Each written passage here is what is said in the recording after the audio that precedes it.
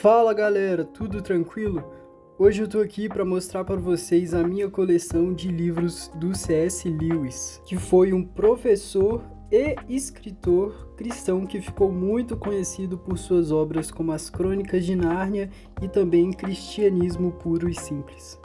Se você gosta de C.S. Lewis, se inscreve, deixa o seu like que com certeza você vai ver ele aparecendo mais vezes aqui no canal.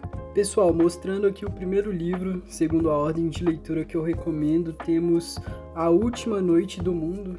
Para começar, eu só quero dar uma comentada na qualidade desse livro. Todos os livros do C.S. Lewis feitos pela Thomas Nelson Brasil, né? Ficou com uma qualidade muito boa, eles também estão com todos no padrão de folha Pollen 70 e de capa dura, o que é muito bom, o livro ficou com extrema qualidade. Esse primeiro livro eu não gostei tanto, mas foi por causa de uma particularidade minha, que pode até ser uma vantagem para quem está começando. Esse livro ele é uma junção de vários ensaios do C.S. Lewis, ou seja, pequenos textos que foram juntos e formou-se esse livro. Por que isso é bom para quem está começando, mas para mim não foi tão bom?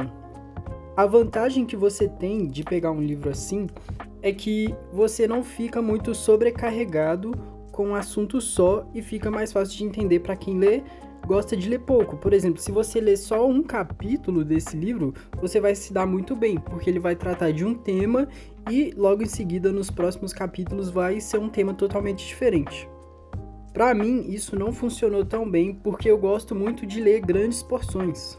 Então, esse livro, você tem um capítulo falando sobre oração, que foi o meu capítulo favorito, inclusive. Depois você já tem um capítulo que é um pedaço retirado do Cartas a um Diabo a Seu Aprendiz, que vai ser uma excelente escolha para você que quer começar e conhecer o estilo de escrita do autor. Indo para Cartas a Malcolm, nós temos aqui um livro que foi escrito no mesmo estilo que o Cartas a um Diabo, mas o que torna esse livro tão especial para mim é que ele trata do meu tema favorito, na maior parte dele, que é a oração. Esse livro ele não é muito conhecido, o que é curioso, porque esse foi o último livro que o C.S. Lewis escreveu antes de sua morte. Nesse livro, o C.S. Lewis ele vai criar um personagem chamado Malcolm, que ele vai escrever cartas para esse personagem, que ele vai tratar o Malcolm como um amigo. Muito dessas cartas ele vai falar sobre questões como orar. Tem uma parte muito boa, se eu não me engano, no capítulo 4, que ele vai fazer uma análise completa da oração do Pai Nosso. Nós também vamos ter partes falando sobre doutrina. Nós vamos ver o Lewis comentando que ele vê Deus como um borrão brilhante, que com o passar do tempo esse borrão vai ficando cada vez menos brilhante e a gente consegue enxergar Deus profundamente, sabe? No nosso dia a dia, no nosso ordinário. Esse livro se encaixa muito bem como uma primeira leitura ou segunda leitura, já que ele segue uma estrutura simples também, né? Que é essa estrutura de cartas. Por isso eu deixo como uma segunda recomendação ou primeira recomendação o Cartas a Malcolm. Indo agora para o Cartas a um Diabo a Seu Aprendiz, temos aqui o livro mais famoso do C.S. Lewis, o mais vendido, né, junto com Cristianismo Puro e Simples. Esse livro aqui, ele é um pouco peculiar, ele foi o primeiro livro nesse estilo de cartas, em que o Lewis, dessa vez, ele não escreve para um amigo, mas sim ele se coloca no lugar do mal. O que eu acho interessante comentar é que esse livro me lembrou do filme Nefários, já que nesse livro o Lewis ele vai explicar como que o mal age na vida das pessoas, né? Como que o diabo age na mente das pessoas e engana e faz elas cometerem coisas. E esse filme, Nefários, você vê justamente isso. Um preso que está possuído e você vê ele comentando como que o diabo age. Comenta aí se você já assistiu esse filme. Tô mostrando aqui uma coisa engraçada, é que esse livro ele tem uma recomendação pro Tolkien, né? Já que o Lewis e o Tolkien eram amigos, mas o Tolkien ele não gostou muito desse livro, porque ele achou meio insano essa ideia de se colocar no lugar do maligno. Mas eu recomendo, fica aqui a minha recomendação para você entender como que o mal age no nosso mundo. Agora, esse próximo livro, galera, esse sim vale a pena, viu? O Anatomia de um Luto é um livro muito pessoal do C.S. Lewis. Nesse livro ele vai registrar os seus pensamentos e sentimentos que ele teve depois que ele perdeu a sua esposa. Quase que como um diário honesto de dor, de dúvida e revolta sobre a fé, que faz a gente até refletir como que a fragilidade causada pelo sofrimento pode afetar até mesmo uma pessoa com uma fé madura.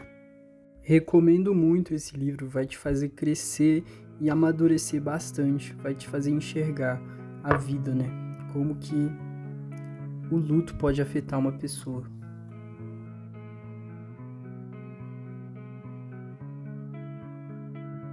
Indo agora para O Peso da Glória, nesse aqui a gente vai ter mais uma coleção de ensaios do C.S. Lewis e de sermões dele, que vai tratar de temas centrais do cristianismo, como sobre desejo, sobre moralidade, sobre humildade, o sofrimento também, como nós vimos no A Anatomia de um Luto.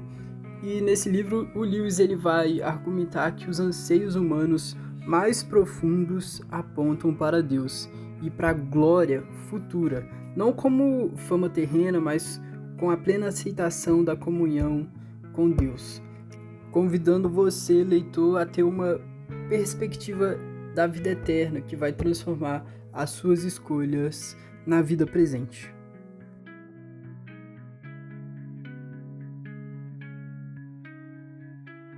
Indo agora para o Abolição do Homem, esse aqui vai ser o primeiro livro do Lewis que a gente vai ter uma argumentação de apologética pesada, né? Que ele vai defender um tema só. O principal aqui é a lei natural. Esse eu ainda não li, como vocês podem ver, ele tá até lacrado. Na verdade, esses últimos 3 eu ainda não li. A história de como eu comecei com o C.S. Lewis foi um pouco diferente. Eu ganhei o Cristianismo Puro e Simples e o Cartas ao Diabo de presente dos meus amigos da igreja. Então eu resolvi comprar outros antes para ter um arcabouço literário maior antes de começar a ler. Agora eu vou mostrar para vocês aqui o Cristianismo Puro e Simples. Esse é o mais conhecido do Lewis, sem dúvidas.